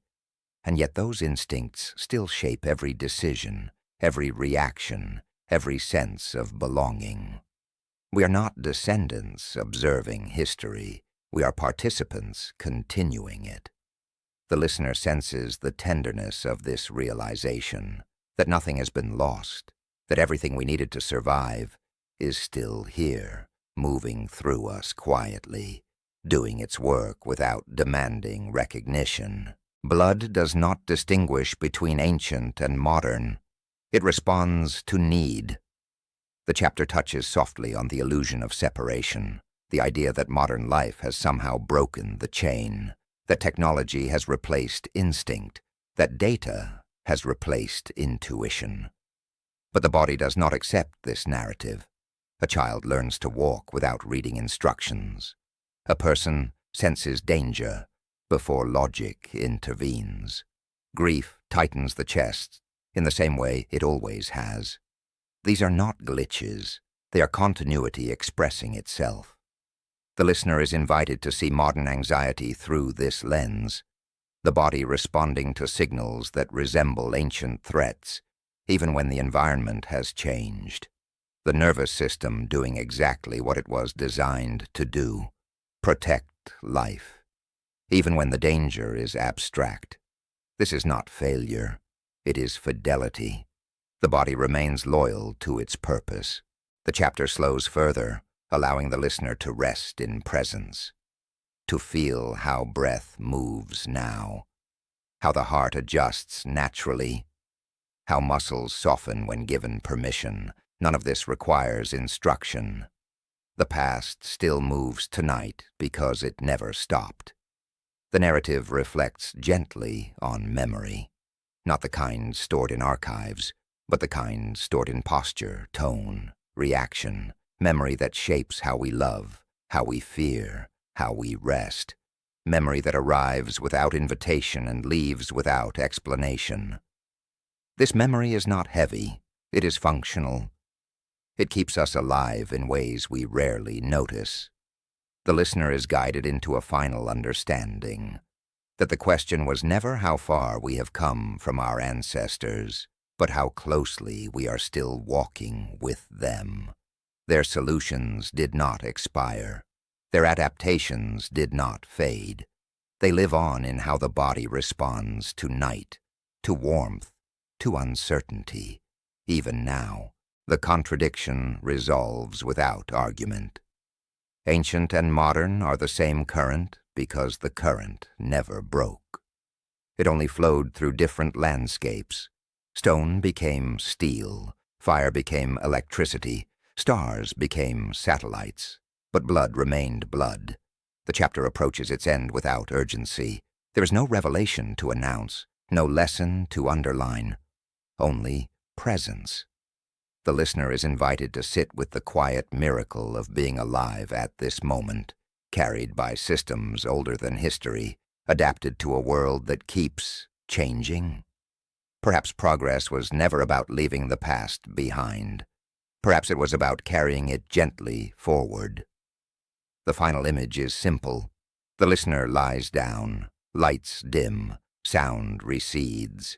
The body begins its nightly ritual. Heart rate slows, breath deepens, muscles release. No conscious effort is required.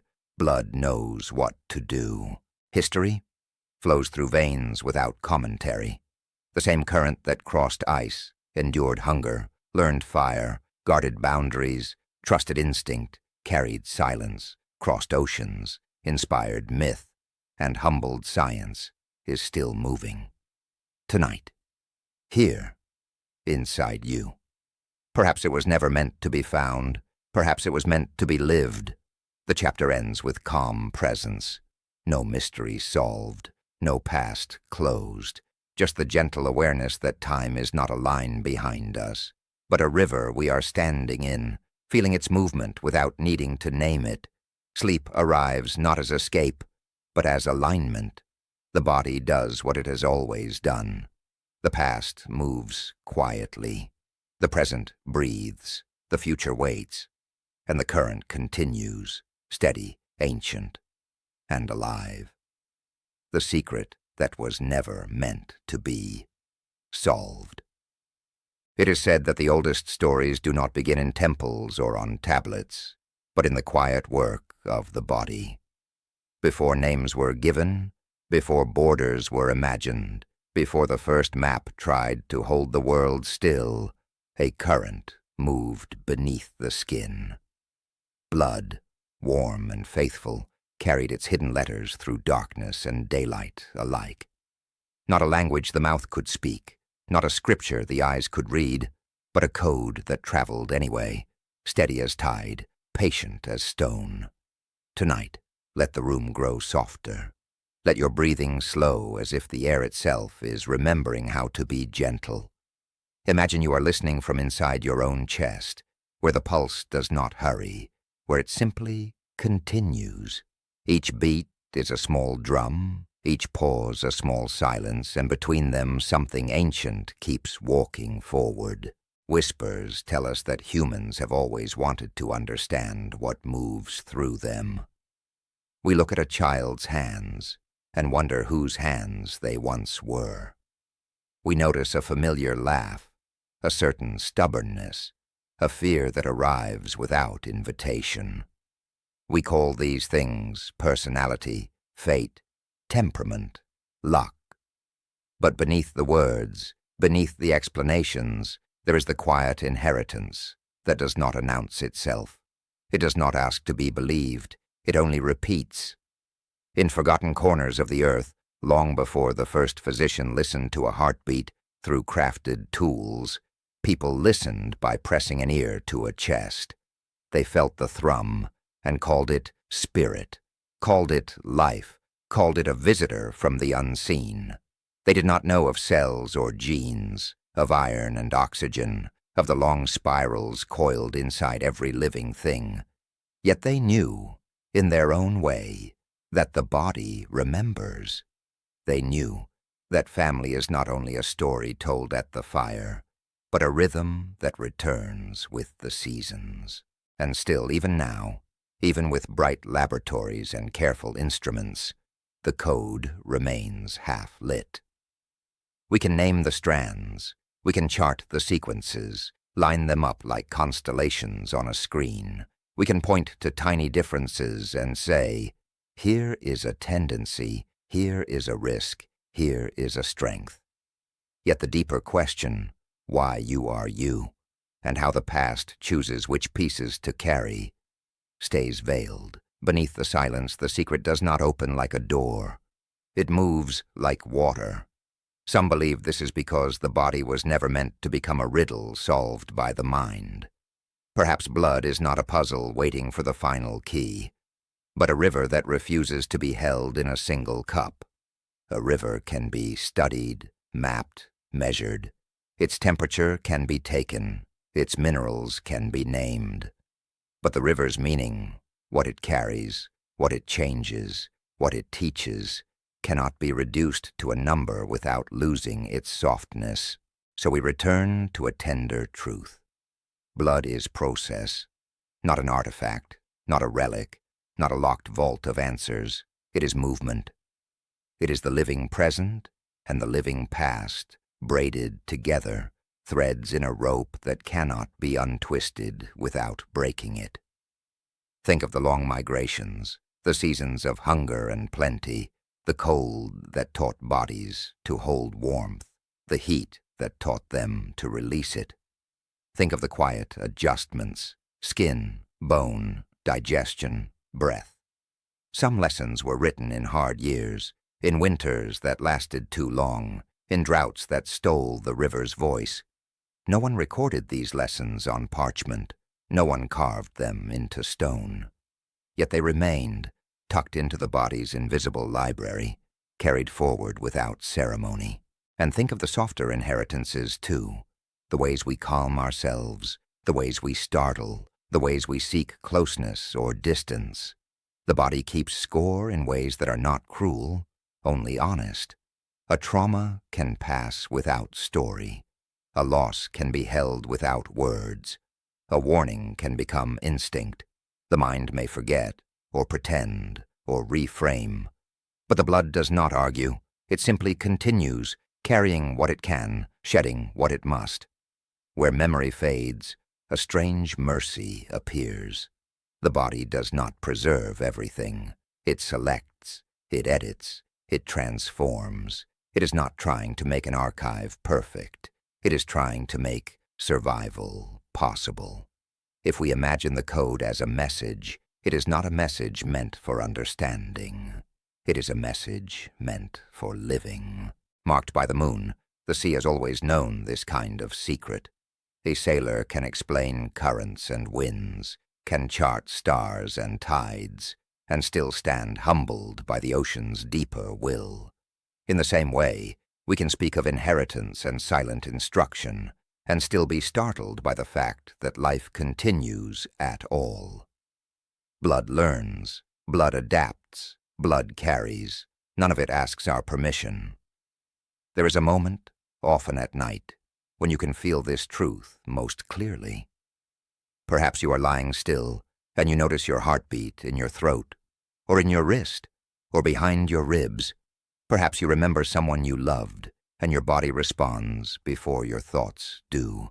An ache, a warmth, a tightening, a release. In that moment, it becomes obvious. The past is not only behind you, it is inside you.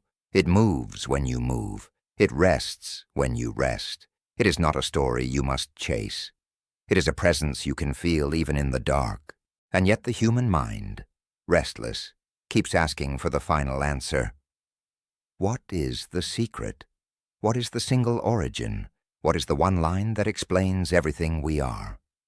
We want the last page. We want the summary.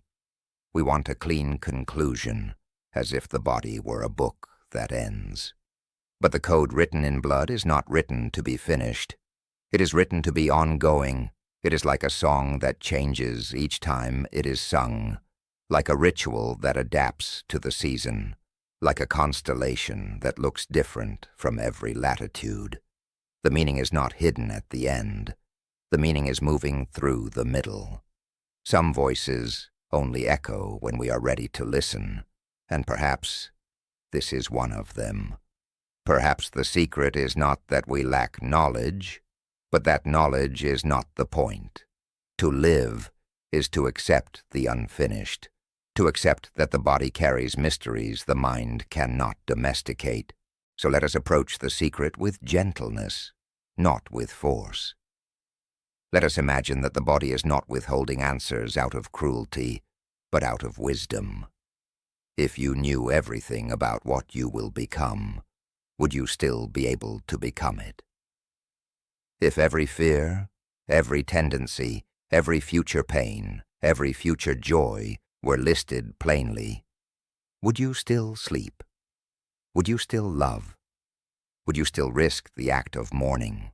It is said that some doors remain closed because the room behind them is not meant to be entered, only to be trusted. Blood is one of those rooms. You can feel it, you can honor it, you can care for it, you can notice how it responds to rest, to stress, to food, to weather, to the presence of another person. You can learn its patterns, you can respect its messages, but you do not need to conquer it. Because the deepest secret is this: you are not separate from the code. You are its expression. You are the way it becomes visible in the world. You are the proof that the past is not dead, but transformed. Every breath you take is an inheritance being used. Every decision you make is a river choosing a path. Every kindness you offer is a signal passing forward. And one day, when your own story loosens its grip, the code will keep moving, as it always has.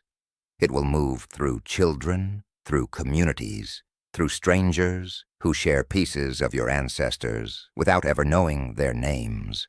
It will drift through time like dust caught in moonlight, quiet, ordinary, unstoppable. So tonight, do not try to solve it. Do not tighten your mind around the mystery. Let the question soften. Let it become a lullaby instead of a demand. The code is not asking to be decoded. It is asking to be lived.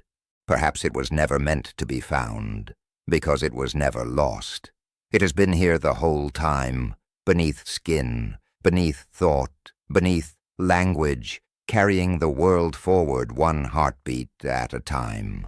And now, as your breathing slows and the room grows deeper, let the secret remain a companion rather than a challenge. Let blood do what it has always done. Move, remember, adapt, forgive, continue. Let history flow quietly toward sleep, and let you drift with it, safe, whole, and unrequired to understand everything, to be at peace.